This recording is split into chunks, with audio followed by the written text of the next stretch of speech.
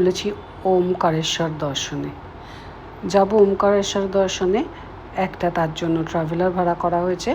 সেই ট্রাভেলারে করে আমরা 14 জন আজ একসাথে যাত্রা করেছি। সবাই মিলে আমাদের সেই হোমস্টেটা দেখিয়েছিলাম না, সেখান থেকে রেডি হয়ে সকাল 6টা থেকে 6:30টার মধ্যে আমাদের গাড়ি ছেড়ে দিয়েছিল। পারফেক্ট টাইমটা আমার ঠিক মনে নেই, 6:30টার আগে আমাদের গাড়ি ছেড়ে দিয়েছে এবং আমাদের বলেছে ড্রাইভার 12টার মধ্যে পৌঁছে দেবে এবং আমাদের স্লট আছে 1টার সময়। তাই সবাই মিলে গল্পগুজব করতে করতে, যেহেতু খুব ভোরে ওঠা হয়েছিল, একটু ঘুম সবারই পেয়ে যাচ্ছিল। আমিও খুব ঘুমিয়েছি গাড়িতে, সেরকম অনেকেই ঘুমাচ্ছে গাড়িতে বসে। এবং যেটুকুনি টাইম জেগেছিলাম একটু একটু করে ভিডিও করে রেখেছিলাম, সেখান থেকেই তোমাদের সাথে একটু শেয়ার করছি। ড্রাইভার অনেক কিছু ইনস্ট্রাকশন আমাদের দিয়েছিল, যেমন ওখানের পুরোহিতরা বলবে যে টাইম হয়ে গেছে, মন্দির বন্ধ হয়ে যাবে, তাড়াতাড়ি করুন, আপনারা কোনো তাড়াতাড়ি করবেন না, মন্দির মাত্র 15 মিনিটের জন্য বন্ধ হবে, আবার খুলে যাবে, তাই নিজের মতন রেডি হয়ে সুন্দর সুস্থভাবে পুজো দিয়ে আসবেন। আর ওখানে শিলা পাওয়া যায় এক রকমের, নর্মদা নদীর শিলা, সেই শিলা নিয়ে ঠাকুর ঘরে রাখতে পারেন, লাল কাপড়ে মুড়ে কিনে আনতে পারেন। এছাড়া আর কিছু কিনতে বললে আপনার ইচ্ছা না থাকলে কোনো কেনার প্রয়োজন নেই। অনেকেই অনেক কিছুর জন্য ধরবে, কোনোটাই বাধ্যতামূলক নয়, এরকমভাবে অনেক কিছু উনি বুঝিয়ে দিলেন। লোকটা খুব ভালো ছিল। আর লোকটা প্রথমে সারা রাত গাড়ি চালিয়ে এসে তাদেরকে ড্রপ করে তারপরে আমাদের নিয়ে ভোরবেলাতে আবার বেরিয়েছে। ভোর 4টায় ড্রপ করেছে, আবার 6টায় বেরিয়ে এসেছে আমাদেরকে নিয়ে যাবে বলে। তো একটু অসুস্থ ছিল, আমাদেরকে ড্রপ করে যখন আমরা মন্দিরে চলে গেছিলাম পুজো দিতে, তখন বলল যে এখানে তো অনেকটা টাইম লাগবে, আমি একটা কোথাও থাকবো, ফোন নাম্বারটা দিয়ে দিল। কিন্তু পরে যখন আমরা একটু তাড়াতাড়ি চলে এসেছিলাম, কারণ একজনের পায়ে ব্যথা থাকার জন্য আমরা একটা ওমকারেশ্বর আর তার অপোজিটে আর একজন দেবতা আছেন, তো সেখানটা আমরা দেখতে পারলাম না, আমরা চলে আসলাম। হয়তো সেটা করলে আরও ঘন্টাখানিক লাগতো। তো চলে আসার পরে এসে দেখছি গাড়ির ড্রাইভার নেই, আর প্রচণ্ড খাঁকা রোদ্দুর। আমরা কোনো রকমে একটা সাইড বেছে নিয়ে ছাওয়া দেখে নিম গাছের তলায় একটা একজনের বাড়ির রকে বসলাম। তারপরে আসলো যখন ড্রাইভার, বলল তার নাকি খুব ডিহাইড্রেশন হয়ে গেছে, বমি হচ্ছে, পায়খানা হচ্ছে, স্যালাইন চালাতে হয়েছে। তবুও সে আমাদের যেভাবে নিয়ে এসেছে, সত্যি খুব ভালো লোক ছিল। এই হলো নর্মদা নদী। ওই যে ব্রিজটা দেখা যাচ্ছে, আমরা ওই ব্রিজ দিয়ে পার হয়ে যাব। আর ওই সোজাসুজি দেখতে পাচ্ছ, ওইটা হচ্ছে মন্দির, বাবার মন্দির।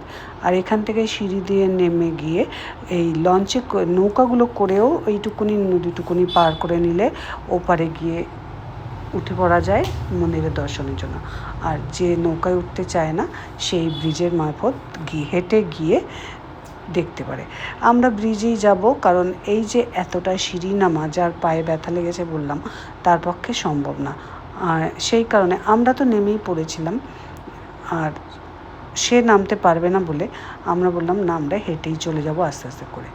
এই বাবার মন্দির এখান থেকেই দেখা যাচ্ছে, খুব বেশি জলের মধ্যে ডিস্টেন্স না এপার ওপার, সেই জন্য আমরা ব্রিজটাই হেঁটে চলে যাব ঠিক করলাম। এখানে আমাদের বন্ধু স্নান করলো, স্নান করার পর আমরা একটু জল নিলাম, নিয়ে আবার উপরের দিকে ফিরে আসলাম, কারণ আমরা ওই ব্রিজে হেঁটে যাব বলে। সবাই মিলে এক জায়গা হয়ে গেছি এবং ব্রিজে হেঁটে চললাম। তবে বাসে যারা একসাথে এলাম ট্রাভেলারে, তাদের মধ্যে যে আলাদা আমাদের দলের 7 জন ছিল, তারা কিন্তু এখানেই আজকে থেকে যাবে, তারা এখান থেকে যাবে না, কারণ কাছাকাছি একটা স্টেশন আছে যেখান থেকে ওদের ওরা ট্রেনে এসেছে, তো ট্রেনে যেতে হবে। তো সেই কারণে আর ওরা ফেরত উজ্জয়ন যাবে না বা ইন্দোরেও যাবে না, আমরা এখান থেকে ইন্দোর চলে যাব। আমরা ব্রিজের ওপর দিয়ে হেঁটে চলেছি, একটুখানি হাঁটা পথ দেখতে দেখতে চারধার ভিডিও করতে করতেই মোটামুটি আমরা পৌঁছে যাব ব্রিজের ওই পারটা। মন্দির কতটা কাছে এসে গেছে দেখতেই পাচ্ছ তোমরা সবাই। এখানে মন্দিরে পুজো দিয়ে আমরা ফিরে আসব, এসে সেখান থেকে কিছু খাওয়া দাওয়া করার থাকলে করে আমরা নিজেদের মতন বেরিয়ে যাব ইন্দোরের পথে। এখানে একটা ম্যাগি গ্যাসের প্রবলেমের জন্য 100 টাকা, 10 টাকার ম্যাগি ওরা করে দিতে 100 টাকা নেবে। তার মানে টোটাল 10 টাকার ম্যাগিটা দেবে আর 100 টাকা টোটাল নেবে। বললো আমরা ম্যাগির বদলে জলই খাই, জল খেয়েছি খুব। তারপরে এখান থেকে একটা মালা আর ডালা দুটোই নিলাম, নিয়ে মন্দিরে লাইন দিয়ে দিলাম। মন্দির তো আমাদের যেহেতু স্লট বুকিং ছিল, খুব ভালোভাবেই আমরা সাইড করে করে ঢুকে যেতে পেরেছি, আমাদের লাইন দিতে হয়নি খুব বেশি। খুব কমের মধ্যে আমাদের এই মেয়ে ব্যবস্থা করে রেখেছিল ভিআইপি পাশের। তো কাগজগুলো দেখাতেই, অনলাইন করা ছিল বলে কাগজগুলো দেখাতেই আমাদের টুকটুক করে ঢুকতে দিয়ে দিল। আমরাও ঢুকে গেলাম।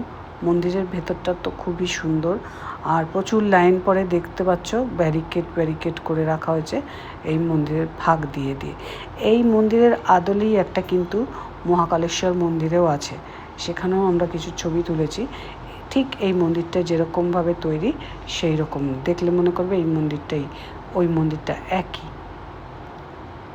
লাইনে একটু তো দাঁড়াতেই হবে, টুকটুক করে ছোট্ট একটা লাইন যেটুকুনি যাচ্ছে, আর এই লাইনটুকুনি একটু আসতে যাচ্ছে কারণ ঠাকুর ফটো তুলতে পারিনি। একটা জায়গায় রয়েছে যেখানটা শুধুই তোমার একটা কাচের মধ্যে ঠাকুরটা বসানো, এবং সেইটাই সারাক্ষণ পুজো হচ্ছে আর সব কিছু পরিষ্কার করছে আর ধূপ ধুনো যা দেওয়ার দিচ্ছে। এইখানে আমাদের যা নিয়ে যাব সব এখানেই দিয়ে যেতে হবে, পুজো বলে আলাদা কিছু নেই। তারপর আমরা ওখান থেকে বললাম না, ওই ড্রাইভার আসছিল না, ডিহাইড্রেশন হয়ে গেছে, তা সত্ত্বেও লোকটা খুব ভালো ছিল, আমাদের ভালোভাবেই নিয়ে এসেছিল। আজ ভিডিওটা শেষ করছি, পরেরটায় আবার দেখা হবে।